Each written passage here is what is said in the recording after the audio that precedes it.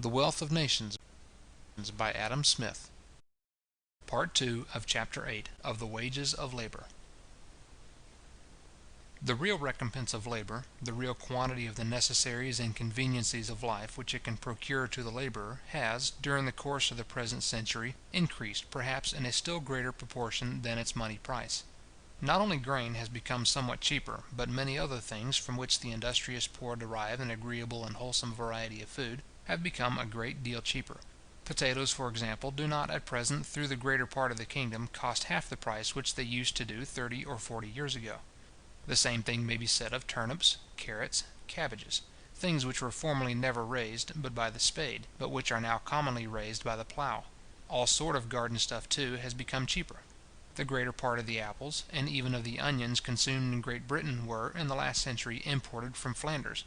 The great improvements in the coarser manufactories of both linen and woolen cloth furnish the labourers with cheaper and better clothing, and those in the manufactories of the coarser materials with cheaper and better instruments of trade, as well as with many agreeable and convenient pieces of household furniture.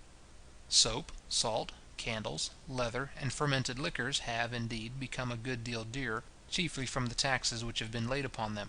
The quantity of these, however, which the labouring poor are under any necessity of consuming, is so very small that the increase in their price does not compensate the diminution in that of so many other things.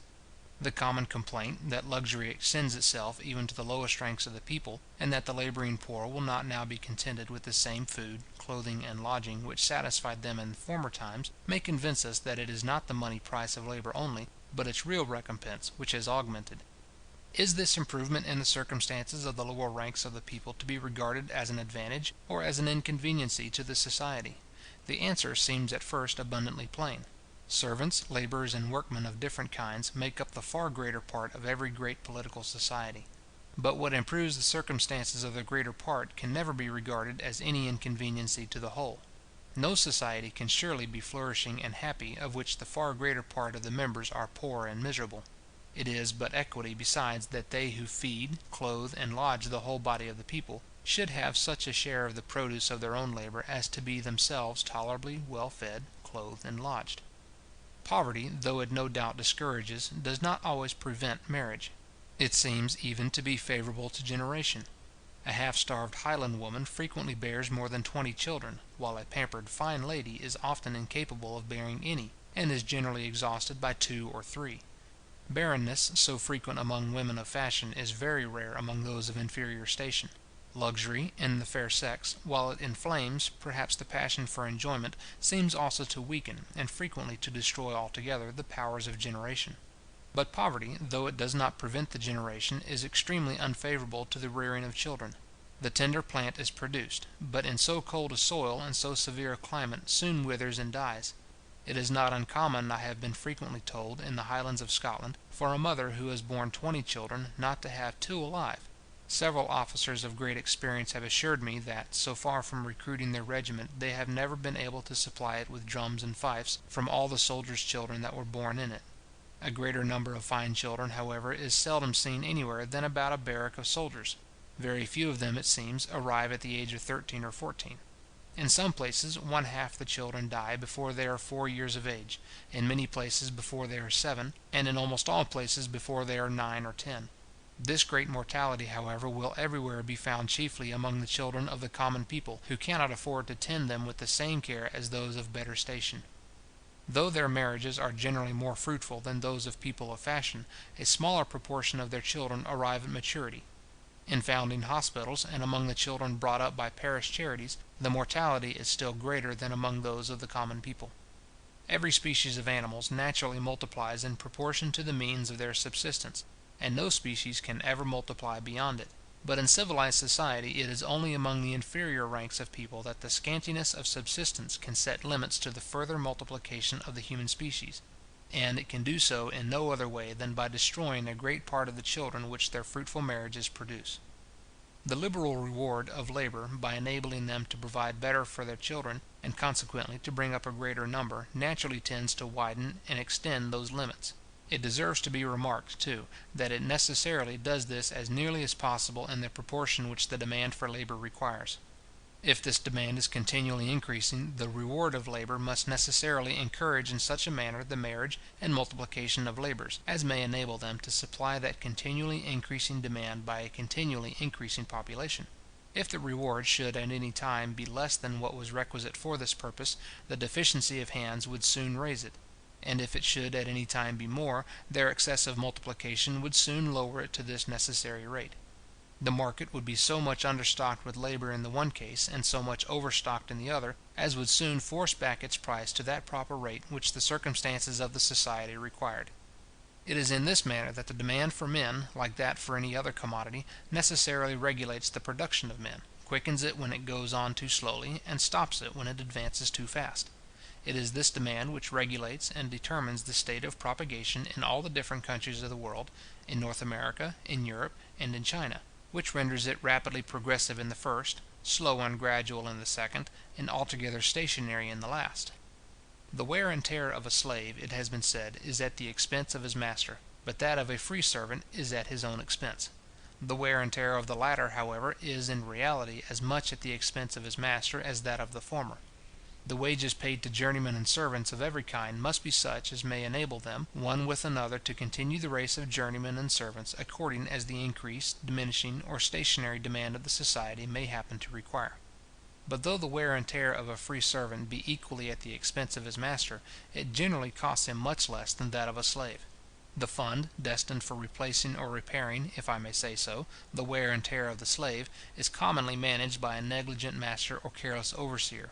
That destined for performing the same office with regard to the freeman is managed by the freeman himself. The disorders which generally prevail in the economy of the rich naturally introduce themselves into the management of the former. The strict frugality and parsimonious attention of the poor as naturally establish themselves in that of the latter. Under such different management, the same purpose must require very different degrees of expense to execute it. It appears, accordingly, from the experience of all ages and nations, I believe, that the work done by freemen comes cheaper in the end than that performed by slaves. It is found to do so even at Boston, New York, and Philadelphia, where the wages of common labour are so very high. The liberal reward of labour, therefore, as it is the effect of increasing wealth, so it is the cause of increasing population. To complain of it is to lament over the necessary cause and effect of the greatest public prosperity. It deserves to be remarked, perhaps, that it is in the progressive state, while the society is advancing to the further acquisition, rather than when it has acquired its full complement of riches, that the condition of the labouring poor, of the great body of the people, seems to be the happiest and the most comfortable. It is hard in the stationary and miserable in the declining state. The progressive state is, in reality, the cheerful and the hearty state to all the different orders of the society. The stationary is dull, the declining melancholy. The liberal reward of labour, as it encourages the propagation, so it increases the industry of the common people. The wages of labour are the encouragement of industry, which, like every other human quality, improves in proportion to the encouragement it receives. A plentiful subsistence increases the bodily strength of the labourer, and the comfortable hope of bettering his condition, and of ending his days, perhaps, in ease and plenty, animates him to exert that strength to the utmost. Where wages are high, accordingly, we shall always find the workman more active, diligent, and expeditious than where they are low. In England, for example, than in Scotland. In the neighbourhood of great towns than in remote country places. Some workmen, indeed, when they can earn in 4 days what will maintain them through the week, will be idle the other 3. This, however, is by no means the case with the greater part. Workmen, on the contrary, when they are liberally paid by the piece, are very apt to overwork themselves, and to ruin their health and constitution in a few years. A carpenter in London and in some other places is not supposed to last in his utmost vigour above 8 years. Something of the same kind happens in many other trades, in which the workmen are paid by the piece, as they generally are in manufactures, and even in country labour, wherever wages are higher than ordinary. Almost every class of artificers is subject to some peculiar infirmity occasioned by excessive application to their peculiar species of work. Ramazzini, an eminent Italian physician, has written a particular book concerning such diseases. We do not reckon our soldiers the most industrious set of people among us. Yet when soldiers have been employed in some particular sorts of work, and liberally paid by the piece, their officers have frequently been obliged to stipulate with the undertaker that they should not be allowed to earn above a certain sum every day, according to the rate at which they were paid.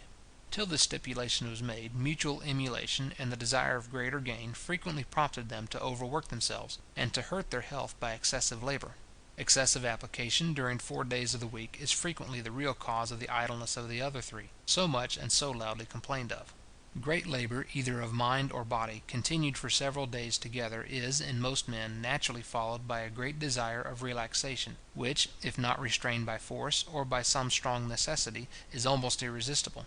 It is the call of nature, which requires to be relieved by some indulgence, sometimes of ease only, but sometimes too of dissipation and diversion. If it is not complied with, the consequences are often dangerous, and sometimes fatal, and such as almost always, sooner or later, bring on the peculiar infirmity of the trade. If masters would always listen to the dictates of reason and humanity, they have frequently occasion rather to moderate than to animate the application of many of their workmen. It will be found, I believe, in every sort of trade, that the man who works so moderately as to be able to work constantly, not only preserves his health the longest, but in the course of the year executes the greatest quantity of work. In cheap years, it is pretended, workmen are generally more idle, and in dear times more industrious than ordinary. A plentiful subsistence, therefore, it has been concluded, relaxes, and a scanty one quickens their industry. That a little more plenty than ordinary may render some workmen idle cannot be well doubted. But that it should have this effect upon the greater part, or that men in general should work better when they are ill fed than when they are well fed, when they are disheartened than when they are in good spirits, when they are frequently sick than when they are generally in good health, seems not very probable. Years of dearth, it is to be observed, are generally among the common people years of sickness and mortality, which cannot fail to diminish the produce of their industry. In years of plenty, servants frequently leave their masters, and trust their subsistence to what they can make by their own industry. But the same cheapness of provisions, by increasing the fund which is destined for the maintenance of servants, encourages masters, farmers especially, to employ a greater number. Farmers, upon such occasions, expect more profit from their corn by maintaining a few more labouring servants than by selling it at a low price in the market. The demand for servants increases, while the number of those who offer to supply that demand diminishes. The price of labour, therefore, frequently rises in cheap years. In years of scarcity, the difficulty and uncertainty of subsistence make all such people eager to return to service. But the high price of provisions, by diminishing the funds destined for the maintenance of servants, disposes masters rather to diminish than to increase the number of those they have. In dear years, too, poor independent workmen frequently consume the little stock with which they had used to supply themselves with the materials of their work, and are obliged to become journeymen for subsistence. More people want employment than easily get it.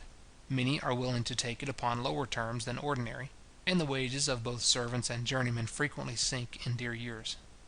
Masters of all sorts, therefore, frequently make better bargains with their servants in dear than in cheap years, and find them more humble and dependent in the former than in the latter.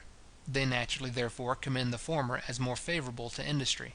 Landlords and farmers, besides, two of the largest classes of masters, have another reason for being pleased with dear years. The rents of the one, and the profits of the other, depend very much upon the price of provisions. Nothing can be more absurd, however, than to imagine that men in general should work less when they work for themselves, than when they work for other people. A poor independent workman will generally be more industrious than even a journeyman who works by the piece. The one enjoys the whole produce of his own industry, the other shares it with his master. The one, in his separate independent state, is less liable to the temptations of bad company, which, in large manufactories, so frequently ruin the morals of the other. The superiority of the independent workman over those servants who are hired by the month or by the year, and whose wages and maintenance are the same, whether they do much or do little, is likely to be still greater.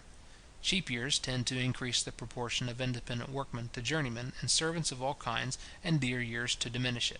A French author of great knowledge and ingenuity, Mr. Massance, receiver of the tallies in the election of St. Etienne, endeavours to show that the poor do more work in cheap than in dear years, by comparing the quantity and value of the goods made upon those different occasions in 3 different manufactures: one of coarse woollens carried on in Elbeuf, one of linen, and another of silk, both which extend through the whole generality of Rouen. It appears from his account, which is copied from the registers of the public offices, that the quantity and value of the goods made in all those 3 manufactories has generally been greater in cheap than in dear years, and that it has always been greatest in the cheapest and least in the dearest years. All the 3 seem to be stationary manufactures, or which, though their produce may vary somewhat from year to year, are, upon the whole, neither going backwards nor forwards. The manufacture of linen in Scotland, and that of coarse woollens in the West Riding of Yorkshire, are growing manufactures, of which the produce is generally, though with some variations, increasing both in quantity and value. Upon examining, however, the accounts which have been published of their annual produce, I have not been able to observe that its variations have had any sensible connection with the dearness or cheapness of the seasons. In 1740, a year of great scarcity, both manufactures, indeed, appear to have declined very considerably. But in 1756, another year of great scarcity, the Scotch manufacturers made more than ordinary advances. The Yorkshire manufacture, indeed, declined, and its produce did not rise to what it had been in 1755 till 1766, after the repeal of the American Stamp Act. In that and the following year it greatly exceeded what it had ever been before, and it has continued to advance ever since. The produce of all great manufactures for distant sale must necessarily depend not so much upon the dearness or cheapness of the seasons in the countries where they are carried on, as upon the circumstances which affect the demand in the countries where they are consumed, upon peace or war, upon the prosperity or declension of other rival manufactures, and upon the good or bad humour of their principal customers. A great part of the extraordinary work besides which is probably done in cheap years never enters the public registers of manufactures. The men servants who leave their masters become independent labourers. The women return to their parents, and commonly spin, in order to make clothes for themselves and their families. Even the independent workmen do not always work for public sale, but are employed by some of their neighbours in manufactures for family use. The produce of their labour, therefore, frequently makes no figure in those public registers, of which the records are sometimes published with so much parade, and from which our merchants and manufacturers would often vainly pretend to announce the prosperity or declension of the greatest empires.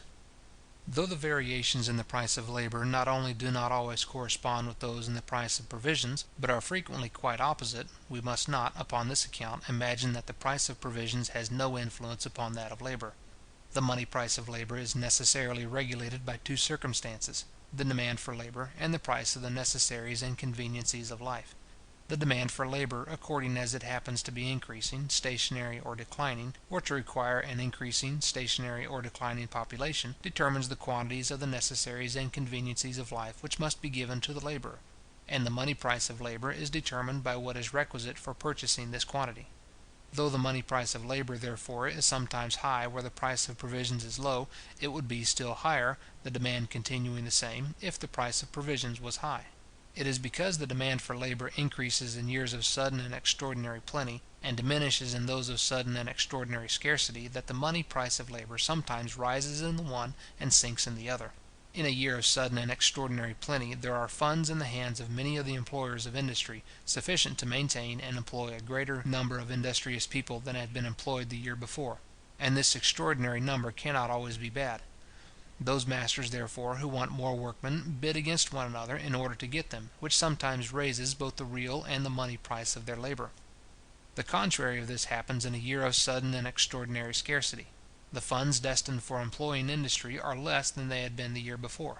A considerable number of people are thrown out of employment, who bid one against another in order to get it, which sometimes lowers both the real and the money price of labour. In 1740, a year of extraordinary scarcity, many people were willing to work for bare subsistence. In the succeeding years of plenty, it was more difficult to get labourers and servants.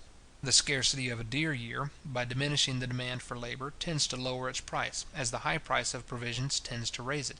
The plenty of a cheap year, on the contrary, by increasing the demand, tends to raise the price of labour, as the cheapness of provisions tends to lower it.